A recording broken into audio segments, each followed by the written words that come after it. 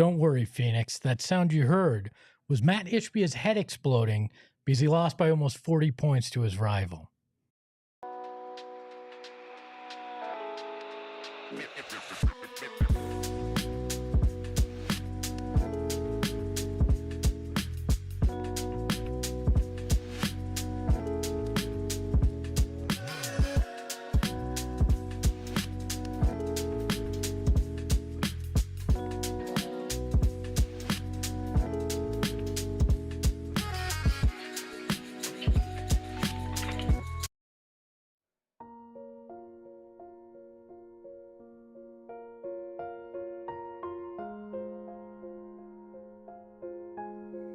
Night-night. That's what the Cleveland Cavaliers said to the Phoenix Suns on an earlier afternoon game.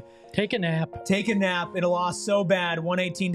Espo thought that was 40 points. Hello 30, and welcome in. Almost 30. To PHNX Suns, of course, presented by Bet365. Download that Bet365 app and use code PHNX365 when you sign up and find out why, whatever the moment, it's never ordinary at Bet365. I'm Eric. That's Steven, Espo, Gerald, and of course, Noah behind the Mac. Will be nice to him today. He's had a rough couple of days making all of the magic happen. Thank you to Joe, Merchant, Sandman, That Review Guy, Sam, Euphoria, and everybody in the chat who is here for the world's greatest therapy session. As Gerald, the Suns straight up sucked today. Yeah, I was worried about this one coming in, but I thought that they would keep it close. And after the first quarter, I thought that they were on the right track. And then everything just completely went downhill from there. This was a good example of why we were saying the Nick Richards trade doesn't change everything, that a lot of the change has to come internally. And clearly that is not happening. And I genuinely don't know how you fix this team at this point. Everybody's going to point to their own answer. Jimmy Butler trade, blowing it up. I have no idea. The Suns are 19-8 when they have Kevin Durant and Devin Booker in the lineup, and that's good for like a 57-win season.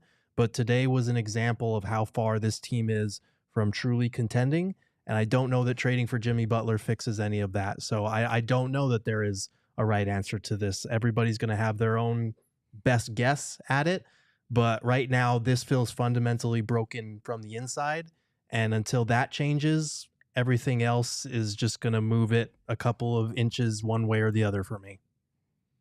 Steven, times are tough. Man, that's an understatement. Largely. There's just a laundry list of things that this game embodied in terms of a lot of things that we already knew, but just presenting it in a somewhat new context with a new piece involved. And shows why this team is still not complete. There's still work that needs to be done. Again, emphasis on the internally. Cannot say that enough. With the addition of help from the external as well. It has to be a healthy combination of both, but I would probably say 85% of that needs to be from the internal part. From the day-to-day, the preparation, the execution, the game plan construction relative to opponents. Like, there's a laundry list of things that are just clearly not being done in a way that's conducive to winning right now. Stop me if you've heard this before. Turnover problems. Offensive rebounding problems. Not taking enough threes. No, we can just go to what's in the box right after you the reality is this is the same team we've seen for a year and a half. So to your point, I don't know that this is external things as much as it is internal. And we saw them blow out a coaching staff last year to try to fix it. Didn't change anything. You saw him bring in a point guard to try to fix it. And to Gerald's credit, he told us that wasn't going to make the difference. It hasn't. You've had the same problems, right? Offensive rebounding has been one that you've kind of self-inflicted this year with things that have gone on with your centers and whatnot. So right now, you look at it and you go, I don't know how you fix these things that you've seen for a year and a half. At some point, you have to accept that, again, that might be the identity of this team in some ways. Yeah, that dude in the chat, one of the many amazing people in the chat right now, says they have no system at all. They look like they're playing pickup. I don't see communication. I don't see, it just went off the screen. I don't see plays being ran. I don't see high IQ. They don't even shoot threes. The team is just lifeless. And coming into this afternoon, I was definitely under a mind state of, I think the Suns could win this game, but the odds are definitely stacked against them. Even without Evan Mobley, even without Karis LeVert, Cleveland is one of the best teams in the NBA. And they are all the things that we've been asking Phoenix to be all season. The team that has a killer instinct when they're up. The team that gels together when their best players are missing, when important pieces are missing. The team that clearly has an identity to execute even when bench players are filling in for stars or starters. And you were like, okay, Cleveland did play that way. But it wasn't just that, Gerald.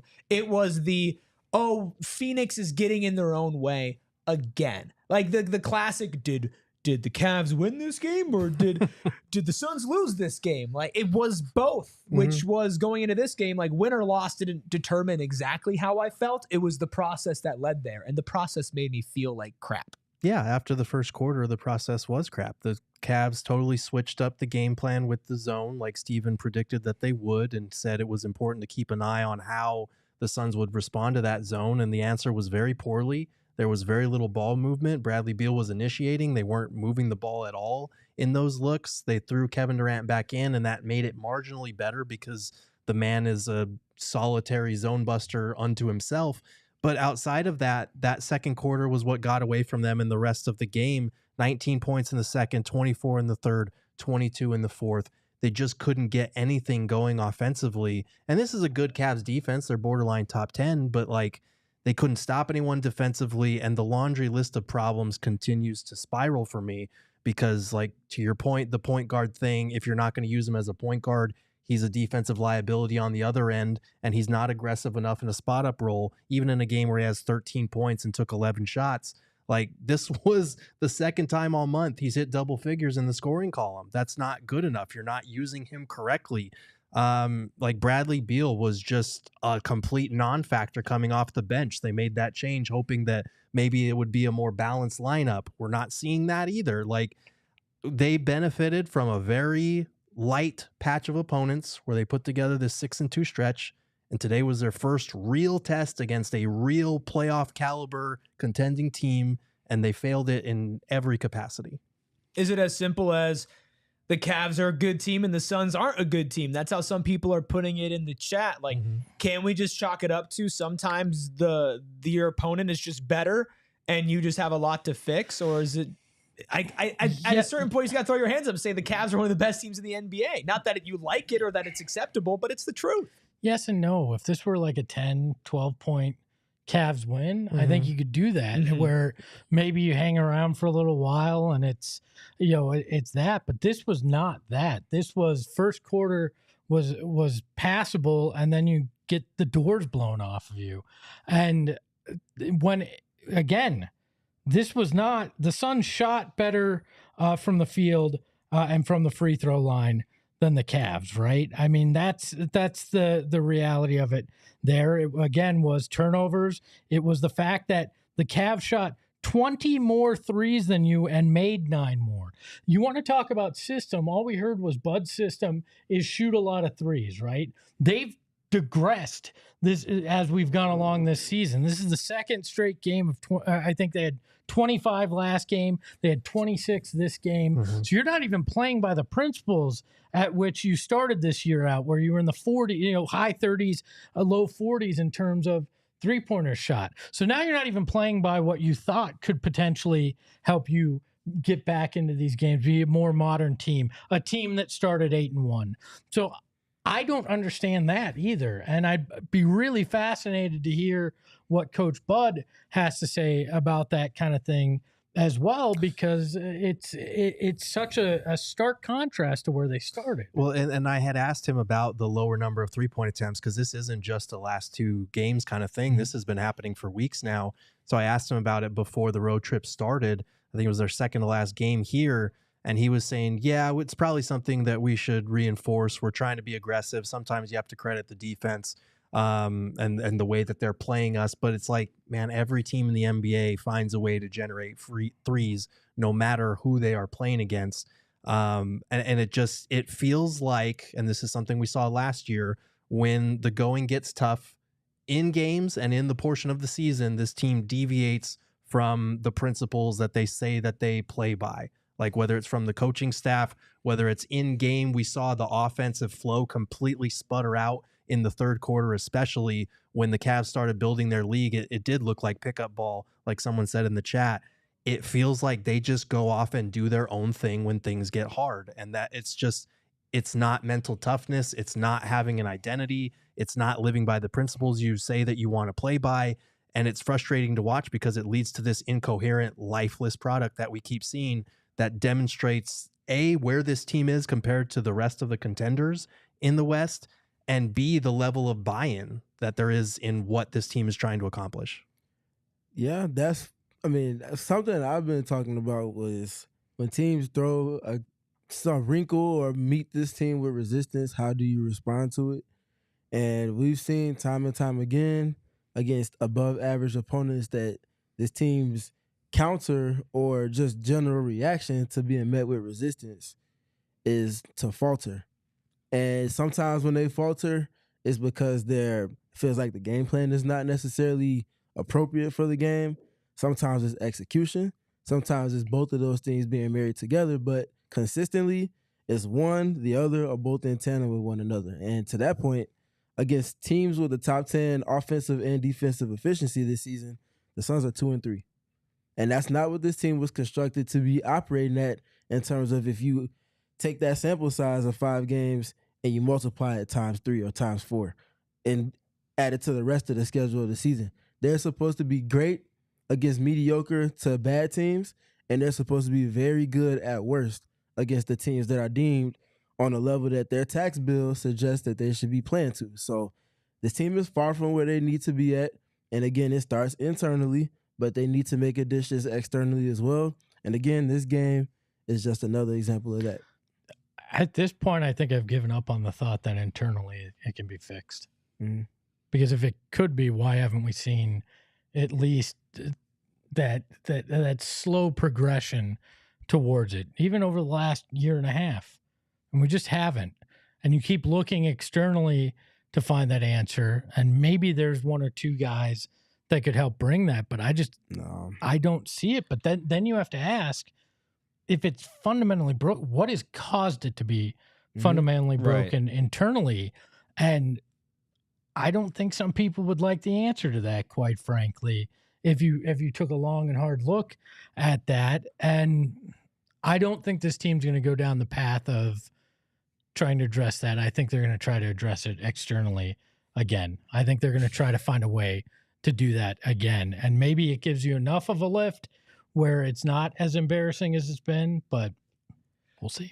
I feel like with the external move could also be with internal intentions. If you are trading for Jimmy Butler, maybe the front office and the reason why they're going to aggressively pursue him is because you will need him in his mentality, even if he is older, even if he is injured. Jimmy Butler is going to be barking at you. He's going to be holding you accountable. He ain't going to be laughing on the bench. And I don't even hate that KD and Book were doing that. I just know that Butler would not be doing that. And if you look at that from the perspective of what can be fixed internally, it's a lot of, like stuff we can't see, stuff we can't like tangibly like look at and say, that was wrong. But today on the court, to what you mentioned, Stephen, about like dealing with a wrinkle, or I think even getting a wrinkle of your own, right? On offense, when they started to stall out and Cleveland was suffocating, I felt like with the addition of Nick Richards, who played really poorly tonight, right? You can go to some sort of bread and butter, do some pick and roll, like try to create some advantages and try to leverage his athleticism,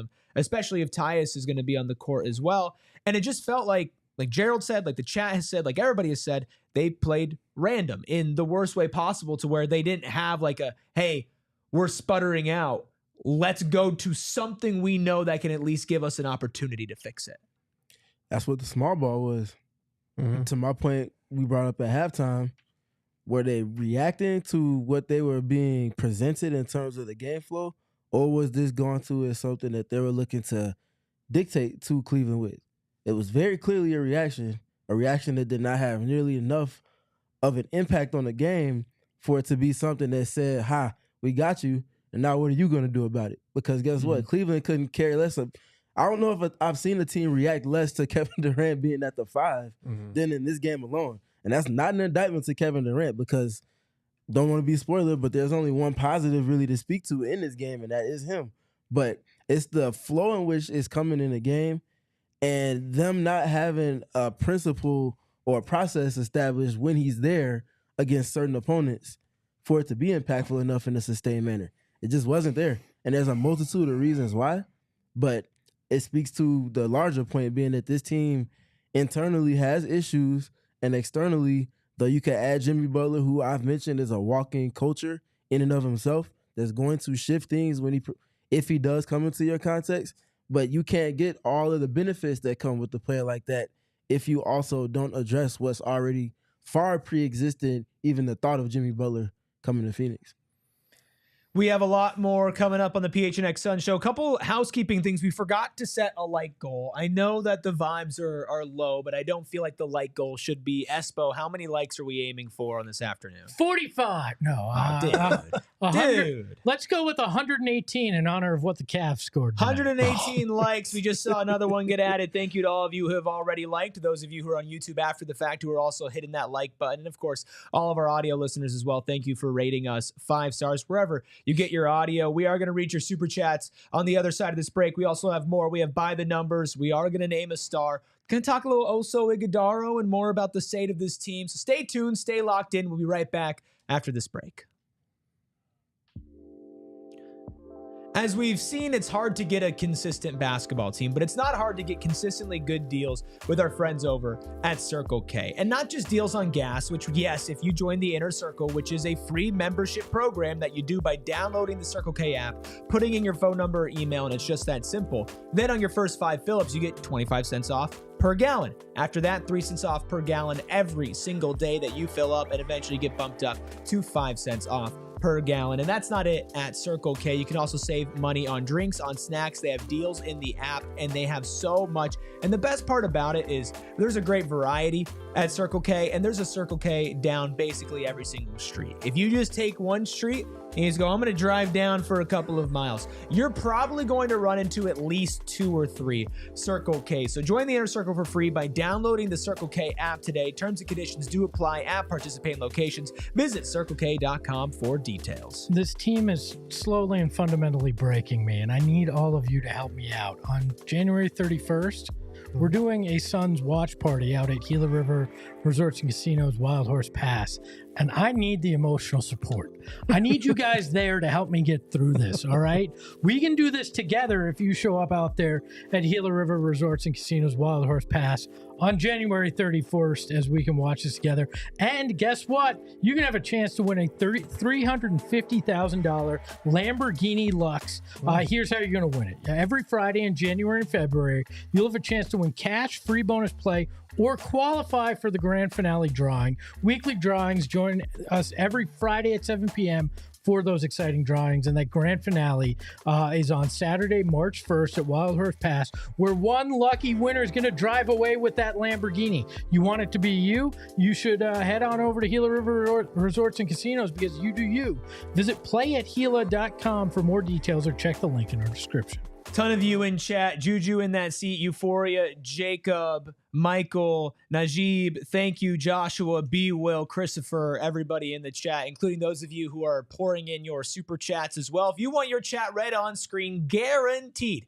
Any price will do. Any currency, you could drop a super chat here on the PHNX Suns post-game show. Let's start it off with a super chat from Mark R. Gerald, would you like to read Mark R's super chat? Yeah, thank you, Mark. Book and KD aren't stupid, so why do they continue to take the shots the other team wants them to? They don't impose their will. 23s before garbage time. It's a great question, Mark. It's one we've asked them before. They are comfortable in the mid-range, and they always continue to answer. Like, Book always talks about, we want to take more threes. I think we should be taking 35 to 40 threes. He says all the right things, and he, to his credit, has been upping his three-point attempts this season. KD is similar, but he does talk about, like, I take what the defense gives me, and he knows that he's one of the best of all time from the mid-range. So to his credit, I do think like a mid-range shot, points per possession wise, is still one of the most efficient shots you can take in basketball. I would still like to see him pepper in a couple more threes a game. And it feels like, just generally speaking, Steven, you could correct me if I'm wrong on this, but it feels like their offense is just not, I'm not going to say designed to generate threes, but it's not generating those types of looks right now. It's definitely not.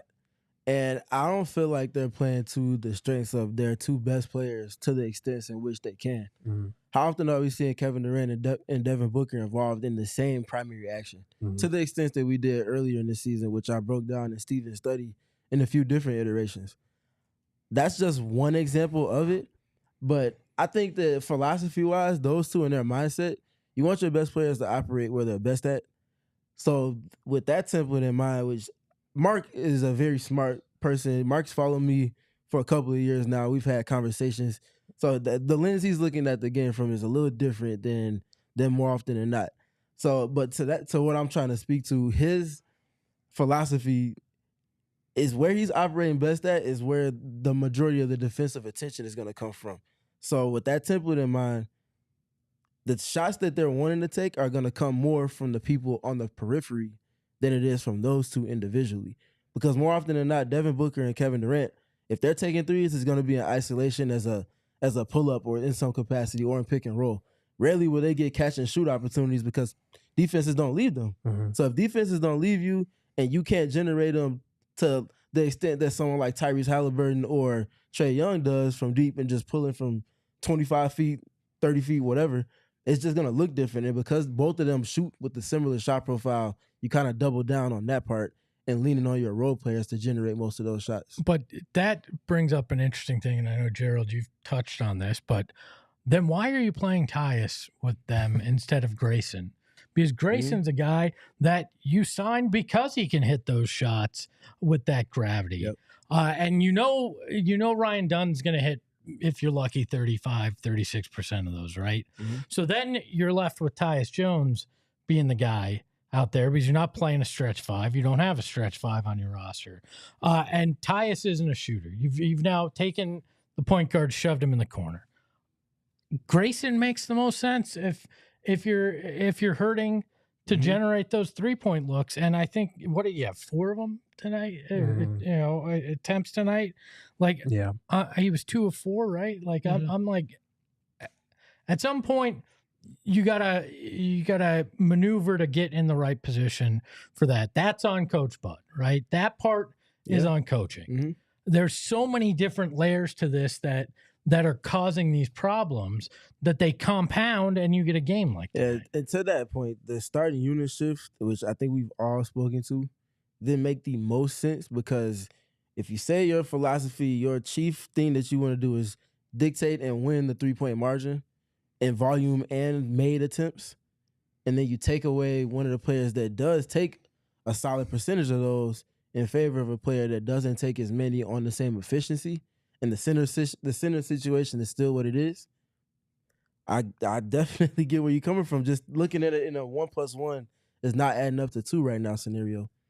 Humble Rumble with a $2 super chat. Thanks, Humble Rumble. Says, can we trade for an all-star with a Book, KD, or Beal trade? We usually unpack with you're trading Booker, KD to blow it up and to rebuild. Usually all-star for all-star trades don't go down that often. Does that something that has crossed any of your minds? Not in the regular season, at least. Yeah. But no, just generally speaking, that's not something that really crossed my mind, unless it was the Beal for Butler template, which That's obviously involves multiple teams. Yeah. There's no path other than that. Mm-hmm. And like we've talked about to death, we're not sure that fixes enough to change things. Like, there's just so many questions. I'm going to continue to say this until Devin Booker or Kevin Durant ask for a trade. I don't think they're getting trading. Yeah. I don't think that's the front office's MO. Their MO is to add complementary pieces to Book and KD, not blow it up, at least at this point in time. Yeah, I agree, and that's where I would personally lean as well. Gerald and I did a whole Southwest bias, which is up on PHNX Sports right now, talking about should the Suns blow it up? What are the benefits? What are the detriments? You can check that out after this show. Teddy with a 499 super chat. Espo, would you like to read Teddy's? Beal has had less than 16 in 6 of his last 8. Not keeping track or anything. Unless they find a way to get rid of him in favor of depth, they're done. And Teddy, I agree wholeheartedly. Right now, I think there's 2 paths. You find a way to trade Beal and you get a Jimmy Butler or depth or whatever you can get, or you're probably staring down the barrel of trying to blow it up with having Bradley Beal on your roster for the next 2 years. I know which path I'd prefer to go, but you're going to have to find the group that actually is willing to take on Bradley Beal because he thinks they answer some of the questions. Milwaukee makes a lot of sense because Giannis is going to continue to put pressure on them to make moves to try to help them win. Chris Middleton's taken a step back in that regard, but the clock's ticking. What are we? We're looking at February 6th. We're 2 weeks from Thursday. Mm-hmm. That ticking's getting louder and louder and louder. And I'm pretty sure that Mat Ishbia is a little pissed off after today's approach. I wouldn't just say that he's mad in response to today's game. I'm just thinking if I had whatever his net worth is and I invested that in the team and they were performing to this level, what is it, 1 game above 500 right now? They just dropped back to 500. It just dropped back to 500. Yep. And we are almost at the trade deadline, Yep. which means that the All-Star break is also almost here, which means that we are crossing, if not have already crossed the halfway part. 42 games into the season. So past the halfway just point. past the halfway mark, and this is where the team is, and I'm investing a historic all-time level amount of money into this roster. I would not be happy if ever there was something else that wasn't pertaining to his team alone that served as a reason to up the ante on that in terms of shifting things. You would imagine your biggest rival in the world would help with that when you get beat the way that you just did tonight. It would. And this discomfort that we're living in right now, this is part of the impetus of bringing Bradley Beal off the bench in the first place. Because if you need him to waive your no trade clause, as much as this sucks right now, this feeling of like, is he even trying out there? He's probably looking at this situation right now like, man, they brought me off the bench. It worked for like 2 games, and now look at where we're at. He's probably pissed off. The rest of the team is probably pissed off. You need those conditions in order to get a guy like that to waive his no trade clause and give up on what he thought was a winning situation when he first agreed to come here. So as much as this does suck right now, it is contributing to that. And that's why when they did bring him off the bench, we said, once you ring that bell, you cannot unring it. Like, it's either going to fix the Suns and everything's going to be saved, or you are praying that it pushes Beal to consider waiving his no trade clause and going somewhere else so you can salvage the season somehow. Yeah, that lit the fuse. 100% that lit the fuse. And I think we're getting to the end of that fuse one way or another. And I think you asked a great question. I always felt like it was a leverage play to some extent. I didn't want to undermine Ryan Dunn's growth and how he raised to the level of opportunity, meaning preparation for him individually. But you asked the question right after asking, was that Bud's decision or was that the front office knocking on his door like, hey, you do this and it's a domino that'll fall in our favor prior to February 6th? I feel like you were right when you asked it, and it's just grown to be more and more that, in my honest opinion, since then. Yeah, the weirdest thing is the whole Josh Bartelstein and his dad being Bradley Beal's agent. That's why it feels like you're playing a dangerous game there for multiple reasons. And I think that adds a whole nother layer to it as well. Yeah, there's agent chess, not just with the Bartelsteins, but with all the agents. That must have been an awkward. That must have been an awkward holiday season while seeing each other. Huh? Bear the Blader has a 499 super chat. Espo, you take this one as I clear my throat. Beal is leader of the bench unit, not a point guard. Nick is a dunker, not a connector. Tyus is a point guard, not a shooter. Use the tools you have correctly. Yeah, that's pretty much it. But at the way that they are trotting out their lineups and their rotations right now, they're asking a lot of guys to do things that they have not done throughout their career to make this work. And that points to a roster that was not assembled correctly, more so than, well, this guy doesn't care enough or this guy doesn't want to do it. Like the super chat said, you're asking Tyus Jones to spot up. You're asking Beal to not only come off the bench, but run some point guard for you and take on primary defensive assignments. You're asking Nick Richards to do a lot more than he's ever done in his career. And we'll talk about him in a little bit, but it's a lot of guys having to outperform and perform in areas where frankly they shouldn't be performing or have to perform to this extent. It's like handing a plumber a tool bag, but it's all painter's tools, and ask him to fix your plumbing, right? Like if you don't give a guy the tools to run his offense, or you don't give a guy the tools to do what's necessary, you're going to start trying to use things to fix the problem that aren't the correct thing, hoping it just works out, right? And that overcompensation for one thing trickles into other things and opens up another bag of things that you then have to address. If you try to do that, you try to use a paintbrush to tighten the screws on your sink, those things are just not going to work.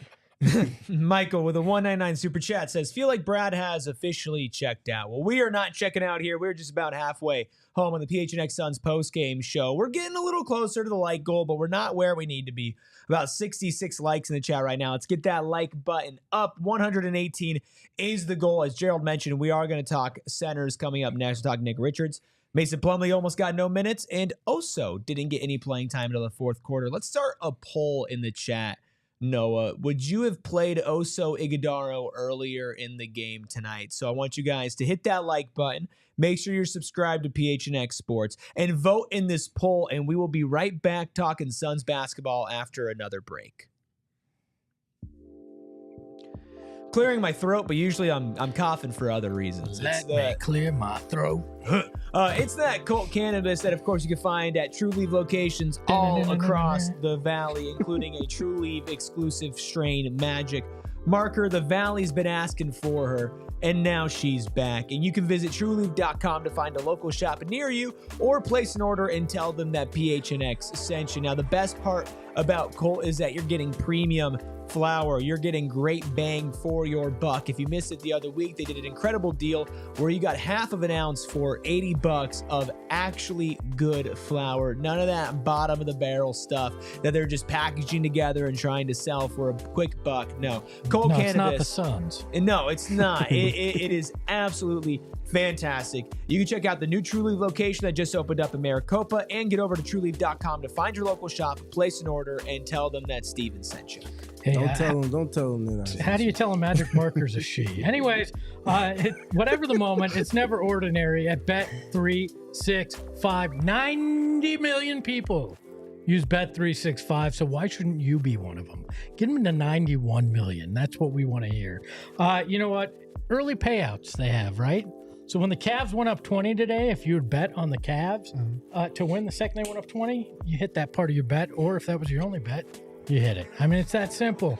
And right now, we want to help you out. Become a person that uses Bet365. Use the promo code PHNX365. Deposit $10 and place a bet of $5, and you're going to get $150 in bonus bets instantly. It's just that easy. Whatever the moment, it's never ordinary at Bet365. Must be 21 and over. Physically located in AZ.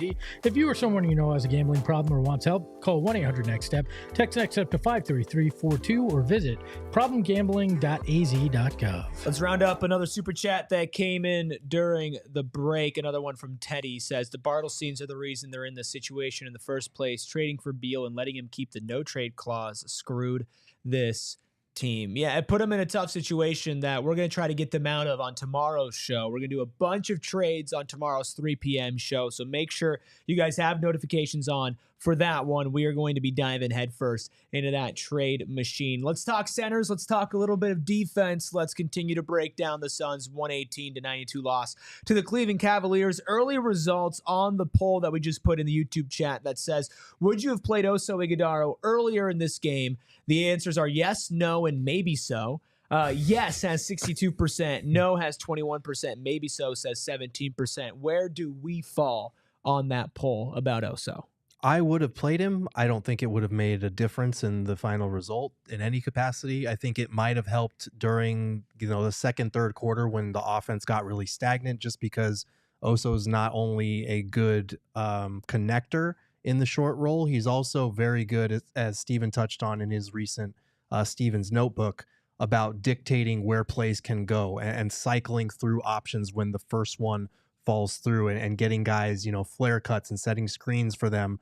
Those are the types of things that this offense really needed in the third quarter when everything went stagnant. But again, you only played Mason Plumlee 4 minutes in your backup center role. You only played Nick Richards, your starting center, 22 minutes. Part of that was foul trouble. Part of that was he just had a really rough game.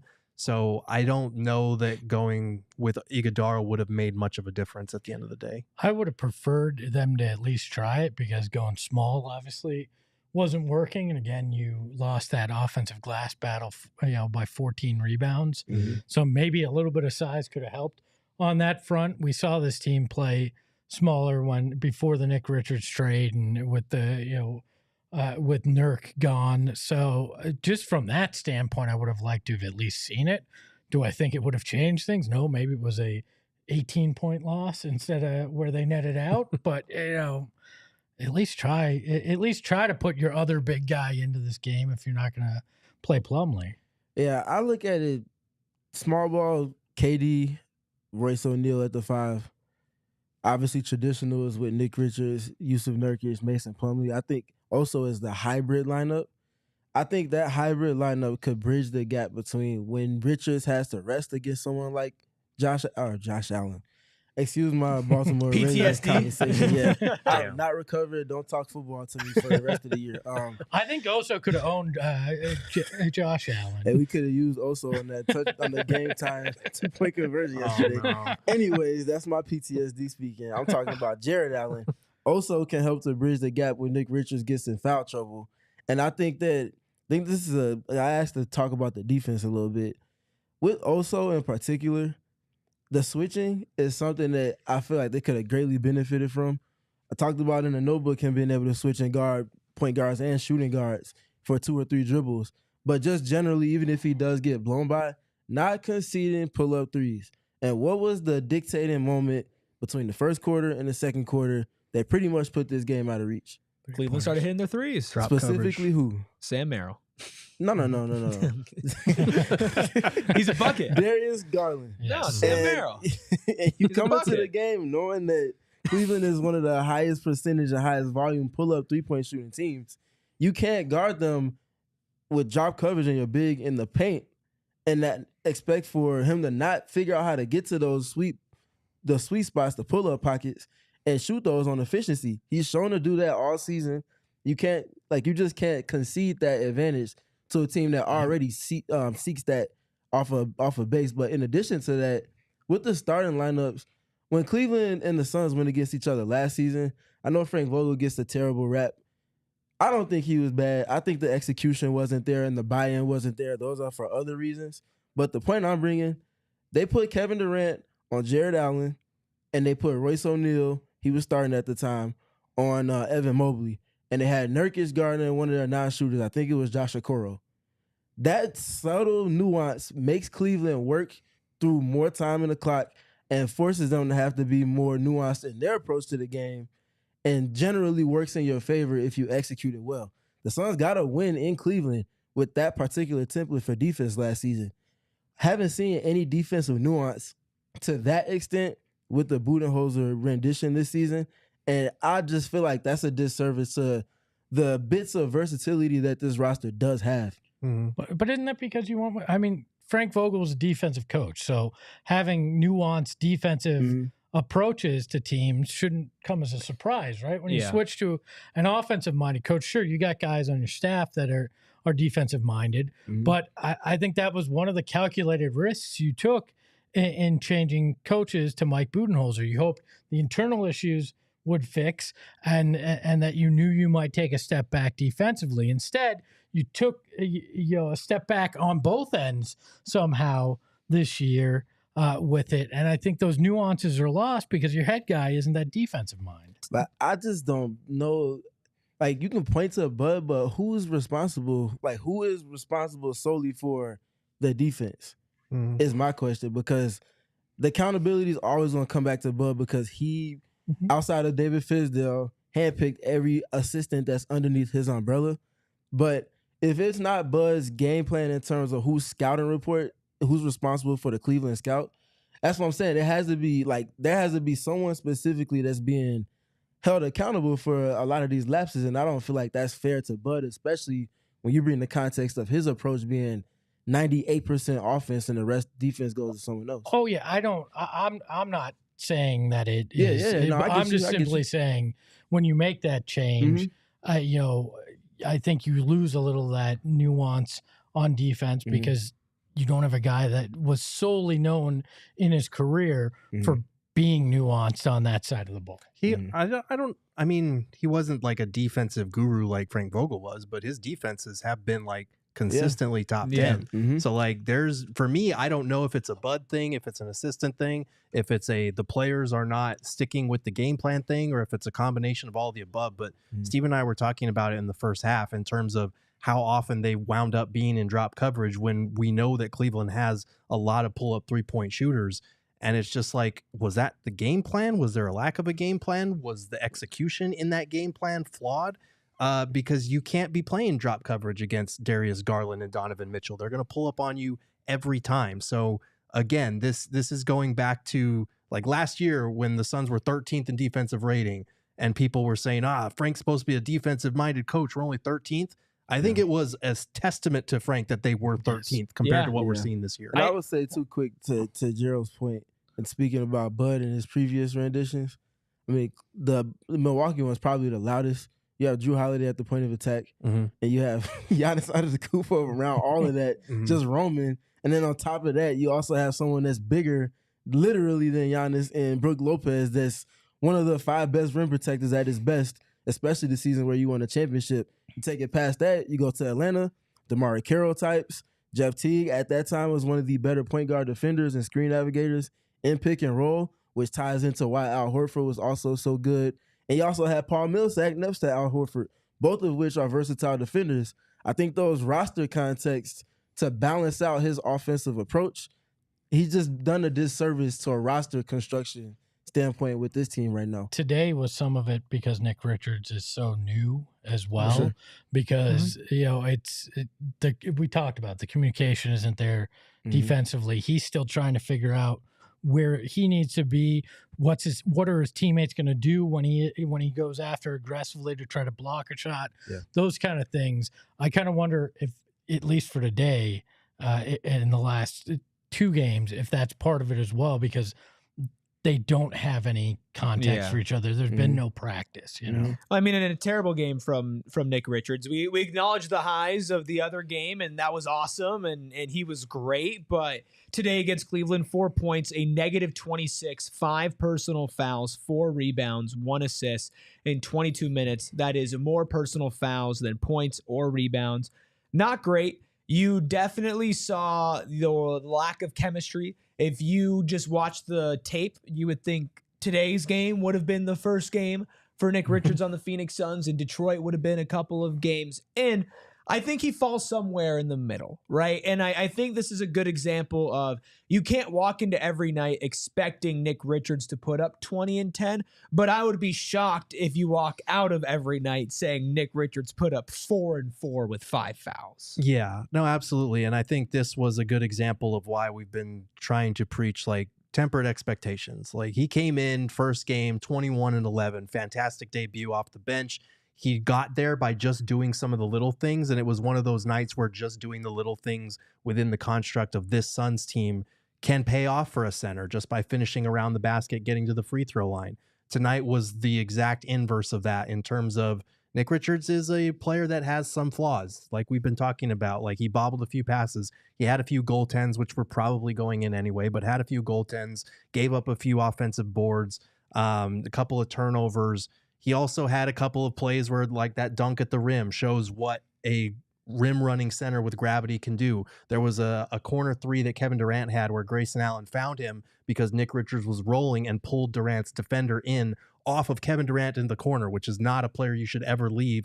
That speaks to the gravity that Nick Richards has. So yeah, today was a bad game. It was against a Cavs team that knows what they're about, against a high quality center in Jarrett Allen that knows his role.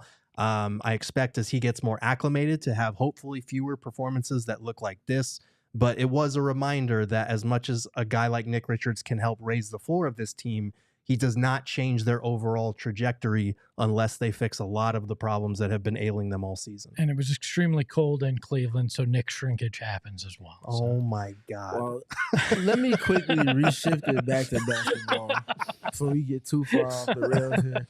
We With needed Nick, to laugh. Nick is a lot like Grayson, and I'll preface it the way I am because Grayson is at his best when Devin Booker and Kevin Durant are operating near the best, if not to the absolute best of their abilities, and the team is playing to their strengths in terms of moving the ball more often than not based off the attention that those two are seeing. Nick Richards is going to be at his best when those two are getting the attention they usually get or playing in pick and roll, especially to where they're engaging the opposing center, and now his roll gravity can play either to him getting it and finishing or moving help defenders around for their three-point shooters to get three-point attempts. On the other end of the floor also, he's going to be at his best when they can do a decent enough job containing the ball on the perimeter to where it's not they run one action and someone has direct access to him, to which he then has to step up, to which Jarrett Allen is now wide open for dump-off passes or alley-oops. It's not complicated, but his production ceiling is based off of how well they're operating within their team context, and that goes for both ends of the floor.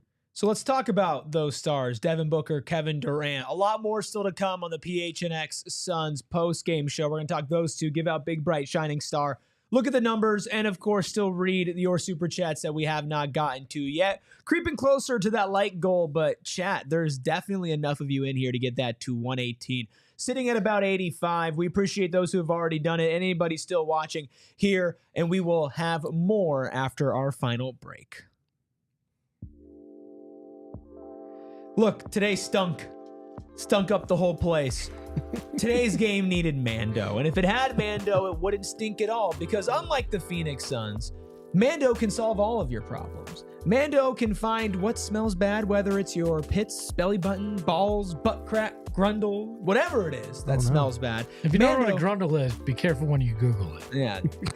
Just don't do that. Just Please don't. maybe don't Google grundle, but Google Mando, because they have many different scents like bourbon leather, clover woods, Mount Fuji, and of course Pro Sport. Who wouldn't want to smell like Pro Sport? And I'm going to be honest to you. I'm going to be honest with you. Statistically speaking, somebody in this chat has to not smell too great. And if you're going out meeting new friends, trying to, meet the love of your life, smell can be a pretty big impact. You can get Mando's starter pack. It's a special offer for our listeners. New customers get $5 off a starter pack that comes with solid stick deodorant, cream tube deodorant, 2 free products of your choice, and free shipping. That is 40% off your starter pack at shopmando.com. Please tell them that we sent you to shopmando.com. Yeah, and unlike Bradley Beal, that starter pack won't get benched. Our friends over at Sanderson Ford have a deal for you. They are proud to be the official vehicle sponsor of PHNX, and they want you to drive into the new year in a new Ford from Sanderson Ford. New year, new vehicle makes for a new you in 2025, and maybe the Suns can get a few new players to make them brand new this year as well. Take the whole family in style. Save $11,000 off a new Expedition. Hit the trails or make your own in a new Bronco Badlands, the greatest car name of all time. Sanderson Ford has 28 to choose from with discounts up to $10,000 off. Purchase a new Edge for only $35,995. They also took in hundreds of quality pre-owned vehicles, so you can get a used one as well. For the best deal in 2025, choose Sanderson Ford. No hassle, no pressure, no nonsense. An experience that'll get you taken care of with your trade. Drive into the new year in a new Ford with America's most awarded Ford dealership, Sanderson Ford. CGB with the comments of the century says, ha ha ha ha ha, Grundle. Needed a good laugh. Thank you, CGB, Exodus, UU. Steven, you're in the chat right now. Driving and delivery. Brian, and of course, Mark R., who is going to round out the super chats we have right now. Again, if you would like your comment read on screen, guaranteed. Drop us a super chat, any price. Says, not so fun fact. Suns have the worst three-point percentage allowed on corner threes in the NBA at 43.8%. Bud's teams are usually good at defending corner threes. I don't know what's up. I have an idea. Go ahead. So, Mike Budenholzer was obviously a descendant of the Spurs and everything that they had in the early 2000s and mid-2000s. Had the MIG concept, most important guy defensively, also known as the low man. that he started when he was in Atlanta, and it became like league-wide terminology from there. Their low man activity in terms of being on schedule with rotations and having the discernment of when to help and when not to help, it has not been on par. The low man is just the lowest defender closest to the basket. Oftentimes teams put shooters in that corner. If that person is in conflict or not on time with their rotation, either it's a layup or a dunk at the basket unaccounted for, or it's a wide open three in the corner. Now, some of it is also because the team's spacing, because that next person that's spaced to the person in the corner, sometimes it's spaced so far away that next rotation is not going to be on time.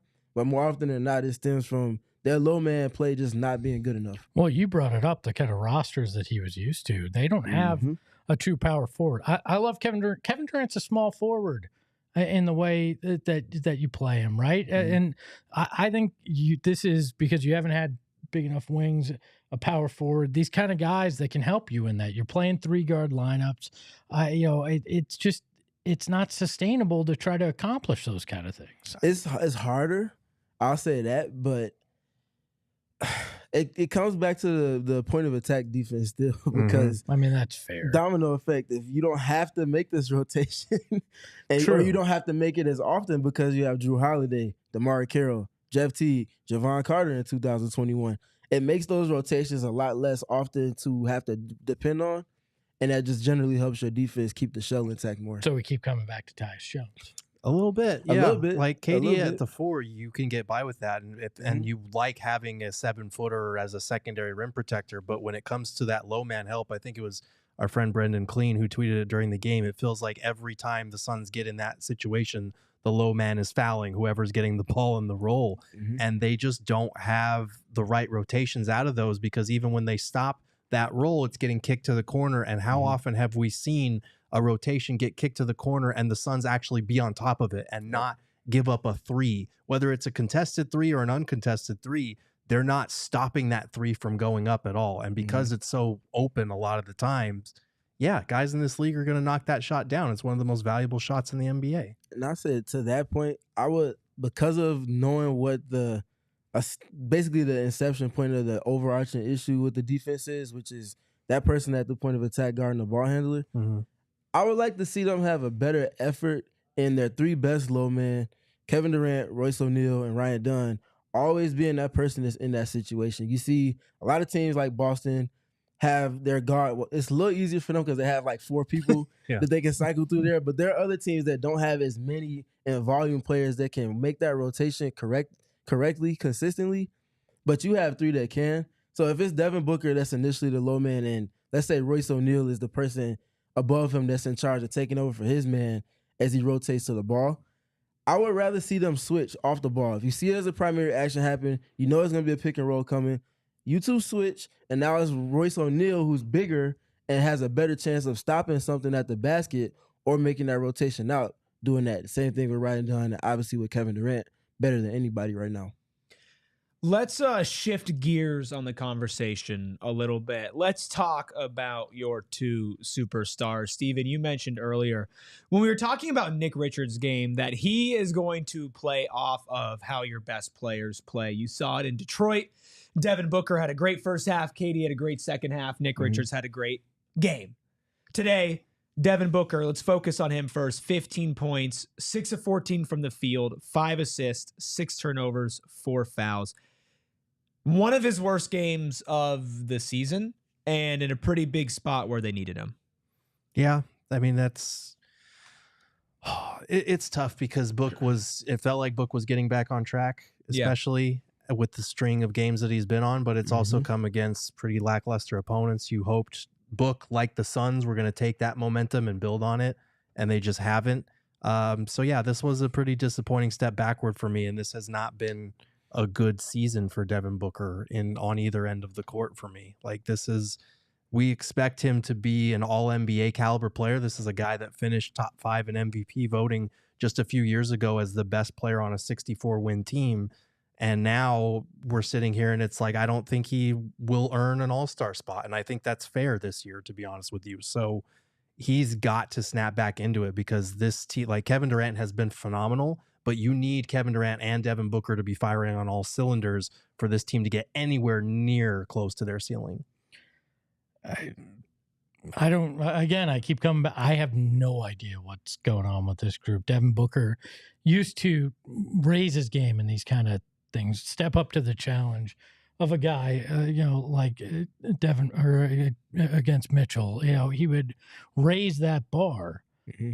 He hasn't this year. And quite frankly, KD's played well, but if you're losing, what difference does it make if you're dropping 23 on 9 of 16? It's all wasted effort. It's just like Devin Booker back in the day, putting up big numbers and getting the L. At some point, both of these guys have to get each other going. They have to get this whole team going. Devin has been bad at times this year, just straight out bad. Today was one of those. Right. Yeah.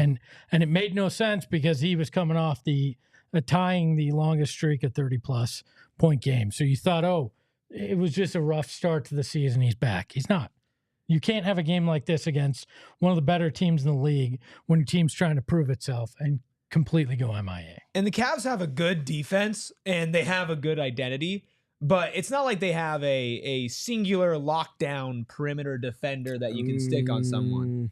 They don't, but that's why team defense is important. I agree. And I think with Book today, you saw a lot of attention thrown his way. You saw him get crowded a lot, especially like weirdly in a way similar to when he didn't have KD, that you felt like they threw it at him today.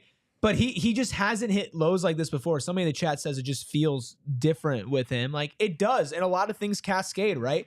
If you have a game like today, but you haven't had the up and down inconsistencies, and then you just say, you know what, it was one of those days. You throw your hands up in the air. Sometimes stars have off nights. Same thing with the Phoenix Suns. If they hadn't had an up and down inconsistent season, you lose to a 35-6, now 36-6 Cavs team. You just ran into a buzzsaw, and it is what it is. But because of everything that comes before that, it starts to make you question things that you wish you never could question. It's not that Devin Booker's been put in the easiest situation. It's not that defenses are giving him good looks and he's missing them, but he's being put in situations that a player like Devin Booker's been put in before, and he's not performing to the same way, and he hasn't been consistently the entire season.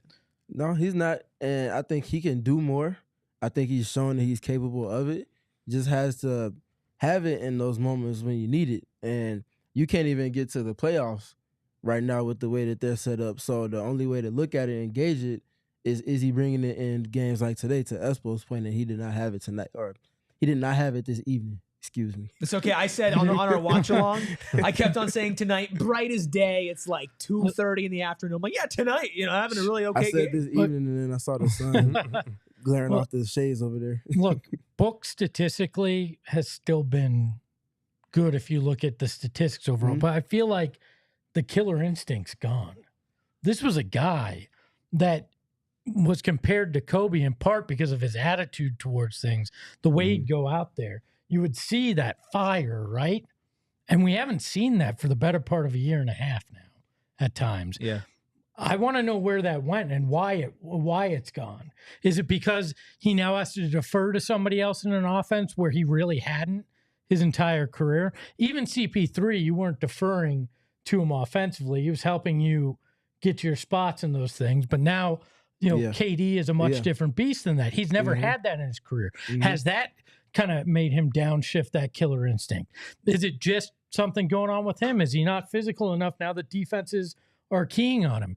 I don't know where the answer is, probably somewhere with all that, but I need that killer instinct back. I think it's what we've spoken to that we see from the team as a whole, the power of belief. I don't think that this team believes that they can win, and I don't think Devin Booker believes that this is a championship caliber team. But he didn't seem to care when they were in 18, when Timmy still had that. Because he was hungry and because he had never been to the playoffs before. Now he has. Now he's been on a winning team. He knows what it takes. And I have something to say about that. I want to thank all of our television viewers who've stuck around with us. Just remember, the party always continues at GoPHNX.com, including this show right here. You can find this, other articles from Gerald, Steven, and everything else here at PHNX that we have to offer. GoPHNX.com. Gerald, I don't disagree with you, but it makes me upset, right? Like Mark R in the chat says, Book just knows that this team isn't it. And I get that, right? But Espo's point to the killer instinct was Devin Booker always came across to me, and I still believe that this is somewhat true. We're just starting to question it for the first time in his career.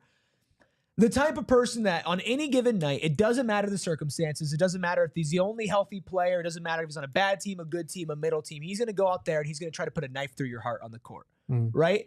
And there have been a lot of moments where he just looks too relaxed on the court. He just looks too casual. And then there have been moments where he's completely locked in. First half of the Pistons game or the stretch where he's had 30. Right? Like, we've seen him tap into it, but he was never the player who was like, oh, you came in spurts. It was every single night when the ball got tipped and Devin Booker got it in his hands, you knew he was going to be a killer. And I am starting to not feel that way. And as somebody who has felt that way about this dude basically since his rookie year, it is concerning. And it does make you wonder what the hell is going on. Yeah, no, I get what you're saying, but these guys are not impervious to the same thing that we've been talking about for 120 some times now on the post-game show over the last 2 years. Like, we've sat here and we've kind of sat in this misery and this disdain for this team. Like, there's a fundamental lack of joy with this team, and there has been this season, last season. These guys can feel that. Like, they're not immune to that. I'm not making excuses for him. He's got to snap out of it and just play better at the end of the day. But I do think to a certain degree, all of this is starting to wear on everybody involved. And I don't know, again, I don't know how you fix that. Look, and I want to make it clear. I'm not blaming Kevin Durant. I'm saying, I'm saying Devin Booker hasn't adjusted to potentially to playing with a guy that's different offensively than he was used to. That's not on Kevin Durant. That's on Devin to adjust to that and figure out how to still be that same guy, because Kevin Durant's been the same guy his entire career. Right? He's come out and done the same things. Devin Booker just to seem to lost that killer instinct, and I don't know why that's the case. I still think that, like I said earlier, they're not doing enough to get the most out of Devin Booker offensively. By that same measure, I say the same thing about KD as well. There's not enough nuanced layers to their approach on offense and process in a sustained manner that they go to when teams inevitably give more attention in multiple different ways to both of those two. I feel like a lot of people are like, okay, well, Book's doing it because he's on a bad team or it's a mental, and I think that's totally fair. I think there's a human element with sports and athletes that we do not acknowledge a lot of the times, and that is true. But as one of the two best players on the team, as in my opinion, coming into the season, the best shooting guard in the league, and somebody who has earned these expectations. Wait, you said what? Say that one more time. Somebody coming into the league I saw as the best shooting guard in the league. Coming into the season. Sorry, my bad. I don't think so after Anthony Edwards playoffs last season. If you're talking about what have you done for me lately, and you're talking about, but that was coming off one playoff run, and then you're coming through Book and what he had done for a long sustained period of time. If we're assessing it on what did you do in the season preceding the one that we're in now, and how well did your team respond to your individual success? Can you say that he was the best shooting guard coming into 2024? I think you could definitely say that he wasn't, and I think either way you could say that he's the type of player that should hold those types of expectations. Like, we've seen him hit that ceiling. We've seen him be the best shooting guard in the league. If you don't think he is, if you do think he is, he should be held to that standard, right? Absolutely. So as that player night in, night out, right, when you talk about killer instinct and when you talk about somebody who needs to bring it consistently, like, yeah, the team's not great. You are a part of that. And there's a human element with that, but you have to take responsibility for that, and you have to look at yourself and say, what can I change? And maybe there's nothing you can change, and maybe it's a lost cause, and it is what it is, and that's all that he sees. But as Devin Booker, I need you to not at least appear like it is what it is. Does this seem like, no, you have Kevin Durant on your roster. You have the highest payroll in the league. You're the second best player on this team, and you can be the best player on this team on a night basis if you have it going, right? You have to have the expectations to do that, and I think that it's okay to expect that from him. Yep. Let's take a look at the super chats. Teddy says, fair or not, I honestly blame it all on Bradley Beal. You could ask 10 different Suns scapegoat. fans and they would have a different reason why this season has gone off the rails. I'm at a point, just scapegoat. All right, fine, it's Brad. We've reached different depths in the waters if the attention is being reverted from Yusuf Nurkic now to Bradley Beal. Well, but look, it's going to keep getting passed around. Yeah. That's just the way it's going to go. Michael Pierre, 199. I don't see the Suns making the playoffs, guys. Man, you're not wrong in that right now. And the way their record's set up, that's exactly what's going on. We got, 16 days till the trade deadline. I'll let you know then. Well, speaking of that, and speaking of not being good enough, we're going to try to give you paths to them being good enough. That is tomorrow's 3 p.m. show. We are diving in to so many trades, you wouldn't believe it. Make sure you're subscribed to PHNX Sports. Make sure you have the notifications on so you know when we go live, when our Cardinals show goes live, and we have all the coverage of all your favorite teams here in the Valley. Of course, you can follow the show at PHNX_Suns. And before we get out of here, because I almost forgot. I didn't want to look at the numbers, and I didn't want to give out a big, bright, shining star. Yeah. But we got to do both. So real quick, let's look at what's in the box presented by Desert Financial Credit Union, Arizona's #1 credit union named by Forbes. What's in the box? That's what's in the box. A lot of You can start with the turnovers.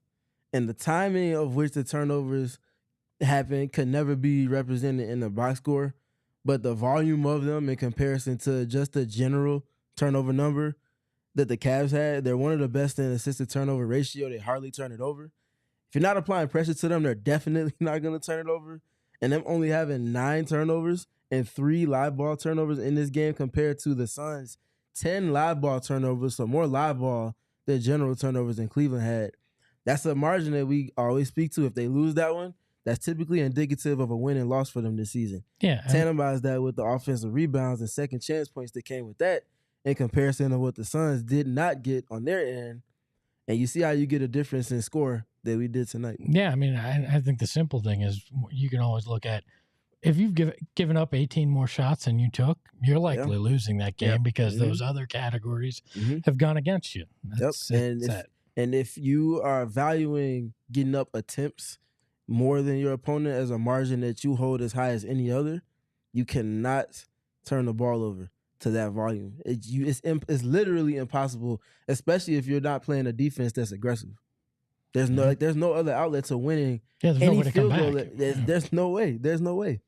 Numbers did not look good. We do this every game. We don't skip a game. We are giving a big, bright, shining star presented by Gila River Resorts and Casinos. You do you at Gila River Resorts and Casinos. Is it me for talking 4 straight hours? Did I get it? It might be all of us. Oh, it's KD. It's all KD. right. But you know what? Let's scratch it. Everybody in chat right now, everybody watching on YouTube, everybody listening on audio who's made it to the end of an extra long doom and gloom podcast about a 118-92 loss to the Cleveland Cavaliers. You're all big, bright, shining stars in our books. Thank you for leaving a like. Thank you for subscribing. Thank you for turning notifications on and rating us 5 stars on wherever you listen to our podcast. Tune in tomorrow at 3 p.m. for as many trades as your heart can handle. And of course, follow us on social at PHNX_Suns. Thanks, Noah, for making all the magic happen behind the Mac. You can follow myself at ERIKRUBY. You can follow Steven at StevenPG3. Again, the PH because he balances us out. You can follow Gerald at Gerald Bourget. You can follow Espo at Espo. Espo?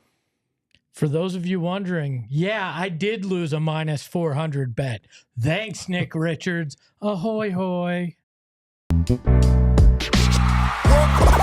all silly like the mayor.